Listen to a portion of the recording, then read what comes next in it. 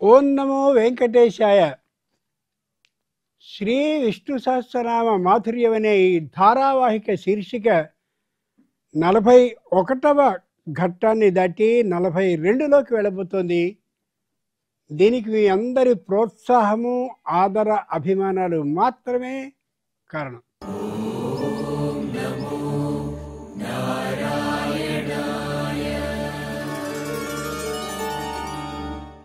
ఎందరెందరో మెసేజ్ల ద్వారా, ఈమెయిల్ల ద్వారా తమకున్నటువంటి అనుమానాలని కూడా అడుగుతున్నారు. తప్పక ఎస్సీబీసీ వాటికి సమాధానాలు చెప్పి ప్రసారం చేస్తుంది. అయితే విష్ణు సహస్రనామ స్తోత్రానికి సంబంధించిన ప్రశ్నల్ని మాత్రమే అడగాలి అని చిన్న మనవి. ఇప్పుడు మనం 31 నుండి 40 శ్లోకాల వరకు చదవబోయే ముందు ఓ ముఖ్యమైన విశేషాన్ని అనుకుని వెళదాం. పరర్థి ఓ నామం ఉంది. పరర్థి పరా రుద్ధి అస్య పరర్థి. రుద్ధి అన్నప్పుడు ఎర్రవల్లో రా కాదు, అనుకారం. ఓ పురుషుడున్నాడు అనుకుందాం. ఆ పురుషుడు సంపూర్ణుడు ఎప్పుడవుతాడు అంటే తన భార్య అయిన స్త్రీ పక్కన ఉన్నప్పుడు. ఓ స్త్రీ సంపూర్ణురాలు ఎప్పుడవుతుంది అంటే సమర్థుడైన తన భర్త తన పక్కన ఉన్నప్పుడు. కుడి చేయి ఉందనుకుందాం, ఎడవ చేయి కూడా ఉంటే అది సంపూర్ణత. కుడి కన్ను, ఎడమ కన్ను ఇలా ఉన్నాయి కదా. ఇలా రెండిటిలోనూ రెండు ఉన్నప్పుడు మాత్రమే సంపూర్ణత చేకూరుతుంది. పరర్థి భగవంతుడు ఎప్పుడూ కూడా సంపూర్ణునిగానే ఉంటాడు. అంచేతనే వైకుంఠానికి వెళ్ళి దేవతలు అలాగే ఋషులు అందరూ కూడా వెళ్ళి, నాయనా నువ్వు భూలోకానికి వచ్చి చక్కగా ఉద్భవించి రావణాసురు వధ చేయి, అలా వచ్చినట్లయితేనే మేము సంపూర్ణం అవుతాం, మేము రాక్షస బాధ లేకుండా ఉండిన వాళ్ళం అవుతాం, అంచేత నువ్వు ఖచ్చితంగా వచ్చి పుట్టడం చాలా బాగుంటుంది. ఆయన ఆలోచించాడు. చత్వార ఇవ బాహవః.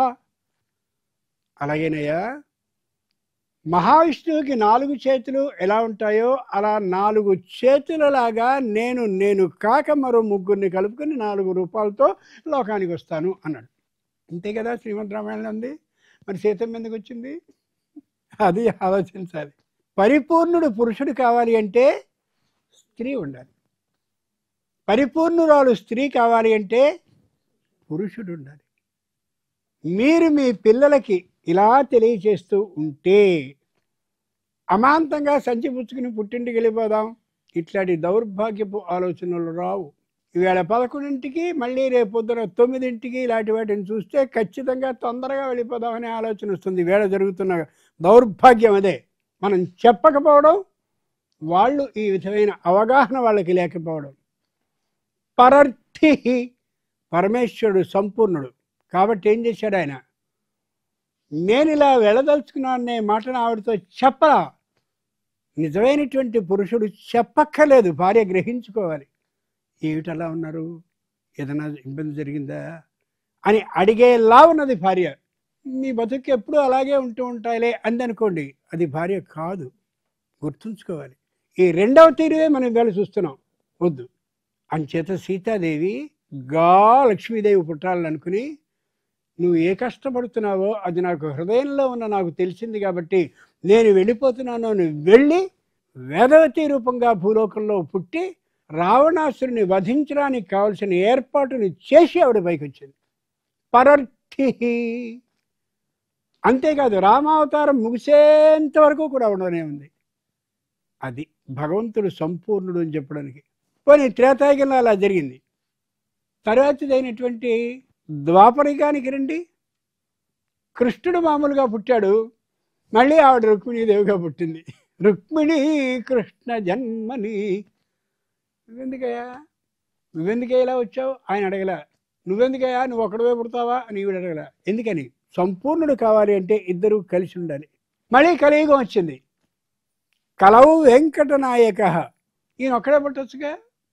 ఆహా, ఆవిడ కూడా వచ్చింది స్వయంగా వెతుక్కుంటూ. గమనించారా? ఇది వినట్లయితే ఏమనిపిస్తుంది, మన పిల్లలకి వివాహం కావలసిన వాళ్ళకి, వివాహం అయినటువంటి వాళ్ళు వేరే ఆలోచనలు కలుగుతున్న వాళ్ళకి, ఓహో తప్పు చేస్తున్నాం అనమాట అనే అభిప్రాయం కలుగుతుంది. ఆ కలక్కపోవడం వల్ల ఈవేళ తల్లిదండ్రులకి విపరీతమైన మనస్తాపంగా ఉంటుంది. ఇట్లాంటి దారుణమైన సంఘటనలు జరుగుతున్న కాలంలో మనకి చిన్నదైనటువంటి మామూలు పూజ దగ్గర నుండి ఆప్తోర్యాము అనే బ్యాత్ అయినటువంటి ఆ యాగం చేసేంత వరకు కూడా సంకల్పం చెప్పాడు ధర్మపత్ని సమేతస్య అనిపిస్తారు. ఎందుకు అనిపిస్తారు? వీళ్ళిద్దరూ కలిస్తేనే సంపూర్ణత అనేది ఉంటుందని పిల్లలకి చెప్పండి. చెప్పి జాగ్రత్తగా వాళ్ళకి అర్థమయ్యేలా, అవగాహన కలిగేలా చెప్పండి. పరర్థి ఇద్దరు కలిసే అలా ఉన్నప్పుడు, అంటే ఇద్దరూ కలిసి మామూలుగా ఉండి ఏదైనా పని చేయాల్సి వచ్చినప్పుడు ఒక్కరు రావడం కాదు, ఇద్దరు కలిసే చేస్తారు ఏదైనా సరే. సీతాదేవిని అరణ్యాలకు వెళ్లాల్సి వచ్చినప్పుడు రాముడు రావద్దన్నప్పుడు ఆవిడ ఉంది, అహం గమిష్యామి వనం సుదుర్గమం, ముందు నేను ఎడతానయ్యా, తర్వాత నువ్వురా, నేను అక్కడికి వెళ్ళి రావణాసుడిని మళ్ళీ అక్కడికి వచ్చేలా చేస్తాను, వాడు నన్ను ఎత్తుకుపోయేలా అక్కడి నుంచి కథ నడుపుతాను అంది. భర్తకు సరైనటువంటి విధానంగా మార్గాన్ని చూపించేసింది, అవునా? అలాగే రుక్మిణీదేవి కృష్ణుని యొక్క సందర్భంలో, నువ్వు నన్ను పెళ్లి చేసుకోవాలయ్యా, నీకు కథ గుర్తులేదు, మనం జగన్నాటకం ఆడుతున్నాం, నువ్వు అక్కడే కూర్చుంటే నా పని అయిపోతుంది, అంచేత నువ్వు రావాలి. ఎలా రావాలి? ఏం కంగారు పడకు, అన్నగజాత, మా ఊళ్ళో కులాచారం ప్రకారం అమ్మవారి గుడి దగ్గరికి వెడుతుంది మొట్టమొదట, ఎవరు వధువు పెళ్లి చేసుకోవాల్సిన వాడు, నేను అక్కడికి వెడతాను, నువ్వు అక్కడికి రా, వస్తే మనందరం వెళ్ళిపోదాం. ఎంత గొప్పగా ఉంది చూడండి. అయితే ఓ మాట ఉంది, కృష్ణుడిని వచ్చి అమాంతంగా ఎవ్వరూ చూడకుండా ఎత్తుకుపోమనలా ఈవేళ జరిగే దరిద్రపు పెళ్ళిలాగా కొన్ని. భవదీయ శౌర్యమే ఉంకువ చేసి, నీ ప్రతాపాన్ని చూపించు, నీ యుద్ధ విధానాన్ని చూపించి నన్ను పట్టుకుపోవు, నేను అక్కడ ఉంటాను అని ఆవిడ ప్రార్థించి, ఆ నగజాత ఆలయం పార్వతీదేవి ఆలయంలో ఉంది ఆవిడ, అక్కడికి వచ్చాడు కృష్ణుడు, వచ్చి తీసుకెళ్ళాడు. చూసారా? అలాగే వెంకటేశ్వర స్వామి కథలో చూడండి, పరర్థి సంపూర్ణుడు కదా వెంకటేశ్వర స్వామి. దాంట్లో కూడా పద్మావతి అక్కడుంది, విష్ణువు ఎక్కడున్నాడు అంటే వెంకటేశ్వర రూపంలో. ఏం కంగారు పడకు, నేను నిన్ను వివాహం చేసుకునేందుకు తగిన ఏర్పాట్లు అన్నీ చేస్తాను. భృగు మహర్షి ఇలా తన్నే వెళ్ళిపోయాడు అనే బాధతో నేను లేను, నేను ప్రత్యేకంగా ఇక్కడి నుంచి పంపించి రప్పించుకునే ఏర్పాటు చేస్తాను. ఎంత గొప్పగా ఆ పథకాన్ని వేసింది ఆవిడ. స్త్రీ పురుషుల్లో చక్కనైనటువంటి తెలివితేటలు కలిగిన వాళ్ళు పురుషుని కంటే స్త్రీలే. పురాణాలని దేన్నైనా చదవండి. రాముణ్ణి సీత రప్పించింది, అదిగో ఆ రుక్మిణీదేవి కృష్ణుడిని రప్పించింది, ఈ పద్మావతీదేవి వెంకటేశ్వరుని రప్పించింది. అది అలా ఉన్న రోజున ఎంత గొప్పది. ఆ కీర్తి ప్రతిష్టలే నాకు వచ్చేలా చేసిందా నా భార్య, నిమిత్త మాత్రంగా నేనున్నానా అనే ఆలోచన కలిగితే ఎంత బాగుంటుంది. ఇటువంటి విషయాలు కానీ తెలుసుకున్నట్టయితే కుటుంబాలన్నీ సుఖంగా ఉండగలుగుతాయి. ఉండి ఆ బంధన అనేది లేకుండా పై స్థాయికి మనం ఎదగలుగుతాం. పరర్థి పరార్థి అస్య. కాబట్టి ఈ విధమైనటువంటి విధానంతో కుటుంబాలు కలిసి ఉండాలని మహానుభావుడైనటువంటి శ్రీ వెంకటేశ్వరుడు తన 4 అవతారాల్లోనూ కూడా తెలియచేసి చెప్తున్నాడు. ఈ స్ఫూర్తితో, ఈ ఆనందంతో 41 నుండి 50వ శ్లోకం వరకు చూద్దాం. ఉత్సాహంగా చదవండి. కంఠంలో మాత్రం స్పష్టమైన ఏముండాలి, స్పష్టమైన ధైర్యం ఉండాలి. నేను కొత్త విషయాన్ని నేర్చుకుంటున్నాను అనే ధైర్యం కంఠం నిండుగా ఉండాలి. చక్కగా చదవండి, ప్రారంభించండి. ఉద్భవక్షోభనో దేవ శ్రీగర్భ పరమేశ్వరః కరణం కారణం కర్తా వికర్తా గహనో గుహః వ్యవసాయో వ్యవస్థాన సంస్థానస్థానదో ధ్రువః పరర్థి పరమస్పష్ట తుష్ట పుష్ట సుభేక్షణః రామో విరామో విరజో మార్గో నేయో నయోనయః వీరశక్తిమతాం శ్రేష్టో ధర్మో ధర్మవిదుత్తమః వైకుంఠ పురుష ప్రాణ ప్రాణద ప్రణవ పృథుః హిరణ్యగర్భ శత్రుఘ్నో వ్యాప్తో వాయురధోక్షజః ఋతుః సుదర్శనః కాలః పరమేష్ఠీ పరిగ్రహः ఉగ్రः సంవత్సరో దక్షో విశ్రామో విశ్వదక్షిణः విస్తారస్తావరస్థానుః ప్రమాణం బీజమవ్యయం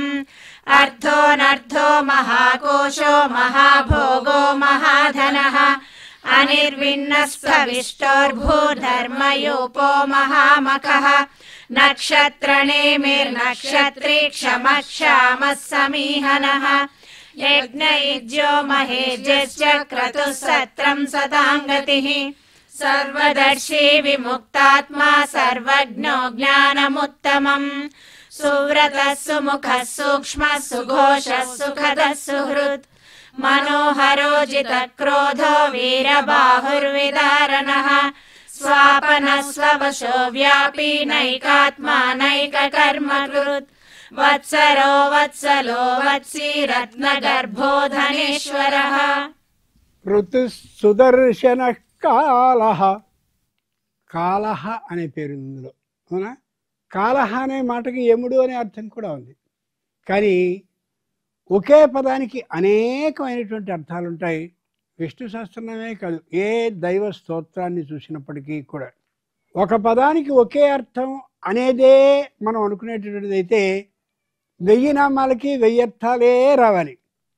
కానీ ఒక్కొక్క నామానికి 4-5 అర్థాలు చొప్పున ఉంటే మనం 2 చెప్పుకోగలిగాం వ్యవస్థాన అనేదానికి. ఇంకా 3 ఉన్నాయి చెప్పుకోవాల్సినవి. అలా అన్ని అర్థాలు కలిగిన విధంగా ఒక్కొక్క దాన్ని అనుకుంటే వ్యవస్థాన వ్యవస్థాన వ్యవస్థాన అని అనుకుంటుంటే ఎన్ని నామాలు అవుతాయి? భగవంతుడు మన మీద అనుగ్రహం కలిగిన వాడు కాబట్టి ఇన్ని నువ్వు చదవలేవురా, ఇన్ని చెప్తాను, కొన్నాళ్ళకి ఆ అర్థాలను కూడా తెలుసుకో అని చెప్పాడు. కాబట్టి మనకి విష్ణు సహస్రనామ స్తోత్రం మధురంగా లోకానికి పెడుతుంది. అవును కదా? కాలహ, ఇది విశేషం. లోకంలో ఏదైనా కొలవాలి అన్నట్టయితే ఆ కొలిసేందుకు ఏదో సాధన ఉంటుంది. బియ్యం కొనవాలి, ఏదో ప్రత్యేకంగా ఉంటుంది. అదే కూరగాయలను ఏదైనా లెక్క పెట్టాలి ఉంటుంది. వస్తువు కనిపిస్తూ ఉంటే దాన్ని కొలవడం జరుగుతుంది. కాలహ, కాలాన్ని కొలవడం ఏంటి? ఎలా కొలుస్తావు? దేంతో కొలుస్తావు? కాలాన్ని మనం కొలవగలమా? ఆయన కాల కలయతాం అహం, లెక్కించబడేటటువంటి వాటిలో కాలాన్ని నేను అని. తెలుగులో సామెత ఉంది, వాడి కాలం మూడింది అంటాం. అంటే ఏంటి? అయిపోయింది వీడి పని. ఎలా లెక్కించగలుగుతున్నాం? వాడు చెప్పాడు. అర్థమవుతుందా? కాల ధర్మం చెందాడు అంటాం, అక్కడి నుంచి వచ్చింది. కాలం అనేది ఎవరు ఎంతకాలం ఉంటారో చెప్పగలడు ఆయన. ఏ కాలంలో ఏది మంచి జరగబోతోందో చెప్పగలడు. ఏ కాలం అలా నిర్జీవంగా గడిచిపోతుందో చెప్పగలడు. ఆ కాలానికి సంబంధించిన మంచిని చెడుని అన్నీ చెప్పగలడు. విపరీతమైనటువంటి ఎండల్ని కాయించేస్తాడు. చైత్రం వైశాఖం జ్యేష్టంలో విపరీతంగా ఎండలు. పాపం పిల్లలందరూ ఎండిపోతారు, నీళ్ళు పాలు లేక చాలా ఇబ్బంది పెడతారు. పాపం కొద్దిగా వీళ్ళకి మామూలుగా ఆ పరిస్థితిని మార్చాలని చెప్పి వెంటనే ఆషాఢం రాగానే శ్రావణ భాద్రపదాలో దిమ్మరించి వర్షం కురిసి బాగుందిరా. అది కాలకలయతాం అహం. ఎంత జాలండి! పిల్లాడు సరిగా చదవలేదు, నిలబెట్టాం. మనం కన్న పిల్లవాడే పాపం, వాడికి కాళ్ళు నొప్పుతుంటాయి పాటికి. నీకు వచ్చింది కానీ రా కూర్చో. అది తల్లి లాంటివాడు పరమేశ్వరుడు. ఎంత ఇదండి! ఆ సమయంలో పిల్లాడు ఏం చేస్తాడు? నిలబడలేనటువంటి సందర్భం వచ్చినప్పుడు అదోలాగా చూస్తాడు. అమ్మ అయిపోయింది నా పని అంటున్నప్పుడు వెంటనే జాలి మనం చూపించగానే వాడు వచ్చి, ఏ పిల్లవాడిని మనం శిక్షించామో వాడు వచ్చి మన మోకాళ్ళని వాడు ఆనుకుని కౌగిలించుకుని మోకాళ్ళని అలా తలగా పైకి పెట్టి చూస్తాడు కదా. అదే పని మనము చేస్తే భగవంతుణ్ణి కాలకలయతాం అహం.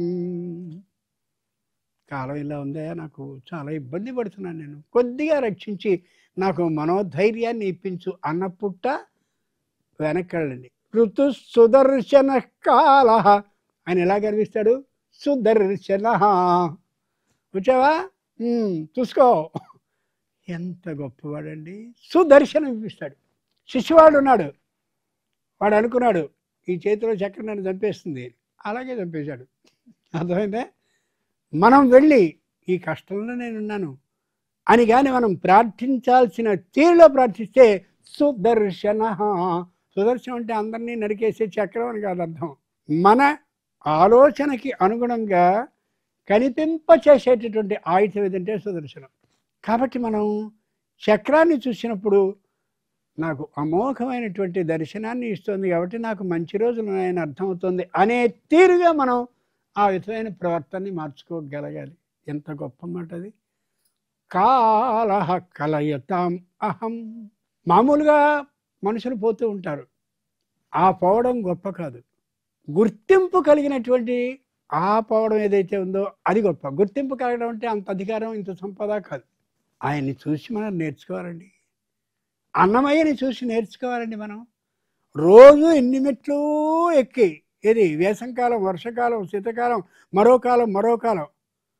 ఈవేళ మనం వెళ్ళాలంటే ఆ పుల్లు ఈ పుల్లు కొండశిలువలు ఇవన్నీ వస్తున్నాయని చెప్పి అన్ని ఏర్పాట్లు చేసుకుని పెడుతున్నాం. ఆ రోజుల్లో ఏమీ లేవుగా, ఈ మెట్లు కూడా లేవుగా.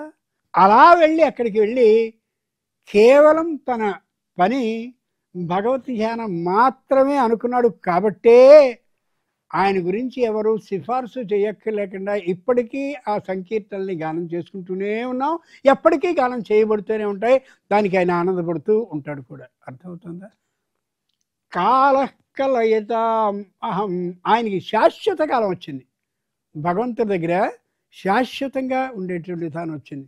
అలాగే ఆ కృష్ణదేవరాయలు, అచ్యుతదేవరాయలు వాళ్ళందరూ కూడా ఆ మహానుభావుని నిరంతరం ధ్యానించారు. కాబట్టే కాలం ద్వారా లెక్కింపబడే అధికారం, అవకాశం, అర్హత పొందారు. కాబట్టే శాశ్వతంగా ఉన్నారు.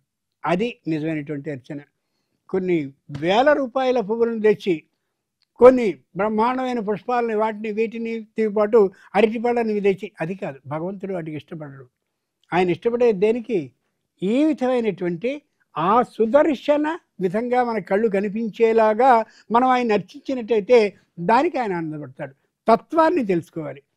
అంతటి గొప్పవాడు ఈ మహానుభావుడు. విష్ణు సహస్రనామ స్తోత్రాన్ని మనకు అందించి అందరి చేతను పారాయణం చేయించుతూ ఉన్నాడు.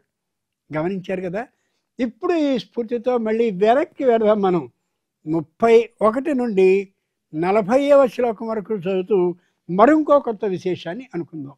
అమృతాంశోద్భవో భానుశశబిందుః సురేశ్వరః ఔషధం జగతస్సేతుః సత్యధర్మ పరాక్రమః భూతభవ్య భవన్నాదః పవనః పావనో నలః కామః కామకృత్కాంతః కామః కామప్రదః ప్రభుః యుగాదికృద్యుగావర్తో నైకమాయో మహాశనః అదృశ్యో వ్యక్తరూపశ్చ సహస్రజితనందజిత్ ఇష్టో విశిష్టశిష్టేష్ట శిఖండీ నహుషో వృషః క్రోధః క్రోధకృత్కర్త విశ్వబాహుర్మహీధరః అచ్యుత ప్రథిత ప్రాణ ప్రాణదో వాసవానుజః అపాం నిధిరధిష్ఠానం అప్రమత్త ప్రతిష్ఠితః స్కంద స్కందధరో ధుర్యో వరదో వాయువాహనః వాసుదేవో బృహద్భానురాదిదేవః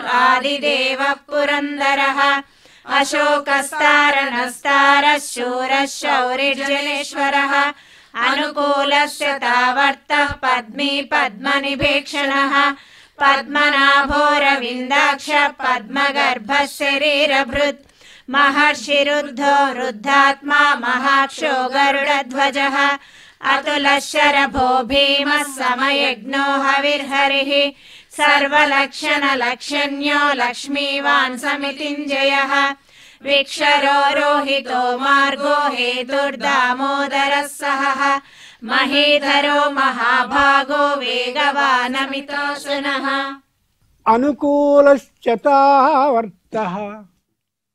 అనుకూల భగవంతుడి పేర్లలో ఒకటి అనుకూల.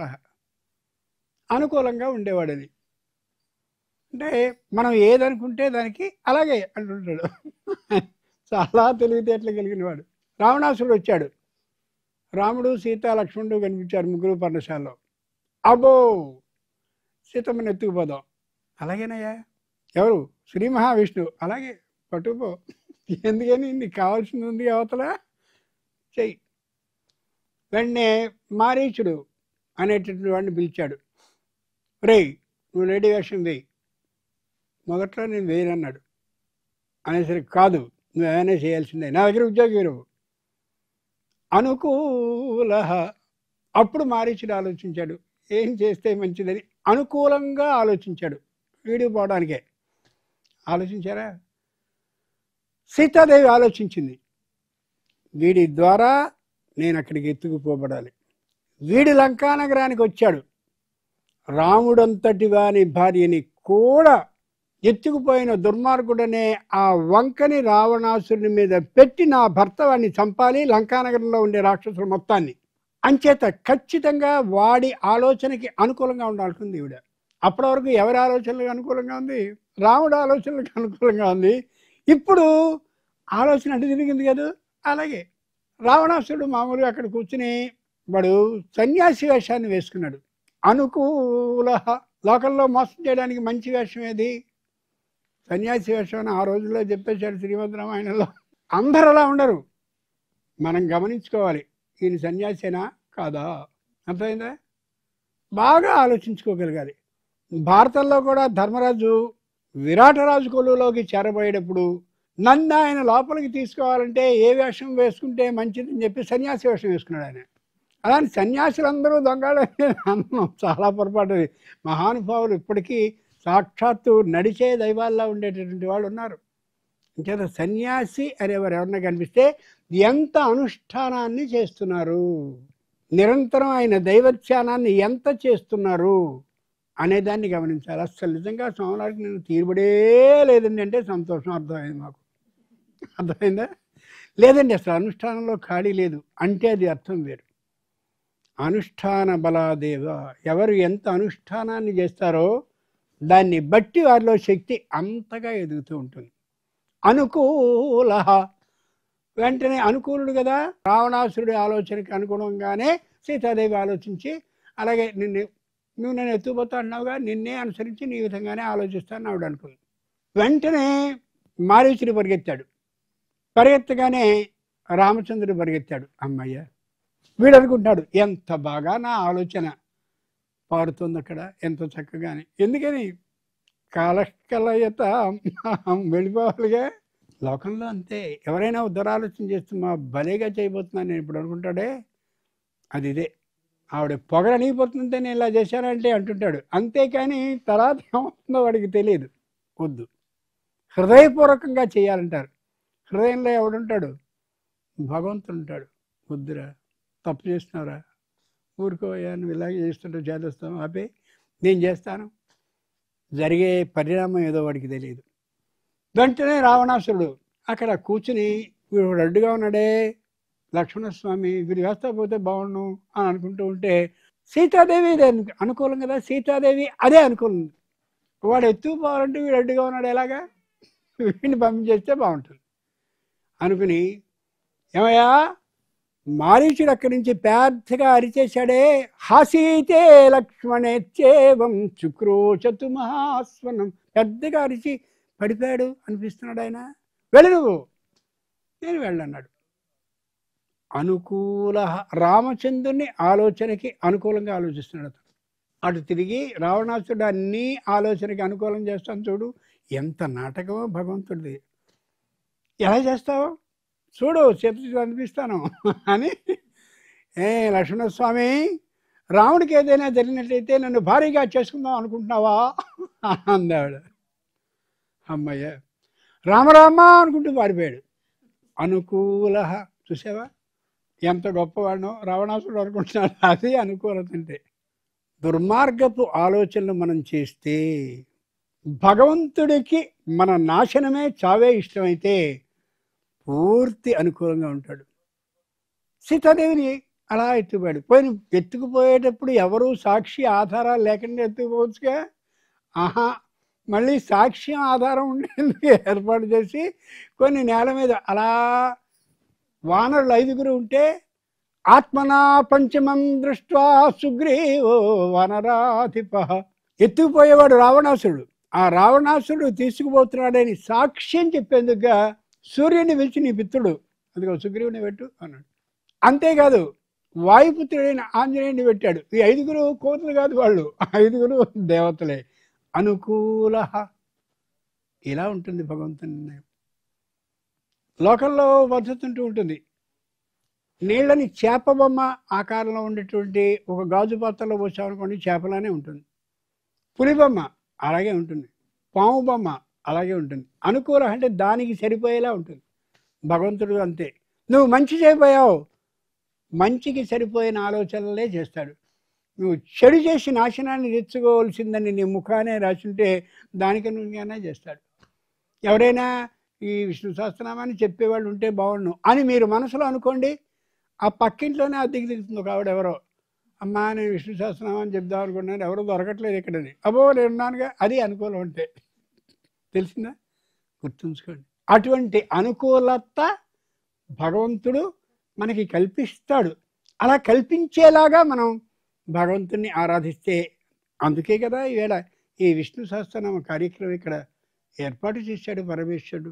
ఆ ఏర్పాటు చేసినటువంటి దాన్ని సద్వినియోగం మనం చేసుకున్న రోజున అనేకమైనటువంటి ఘట్టాల్లో విష్ణు సహస్రనామ స్తోత్రం మధురాతి మధురంగా లోకానికి అంతటికీ కూడా వెళ్ళిపోయే అవకాశం ఉంటుంది.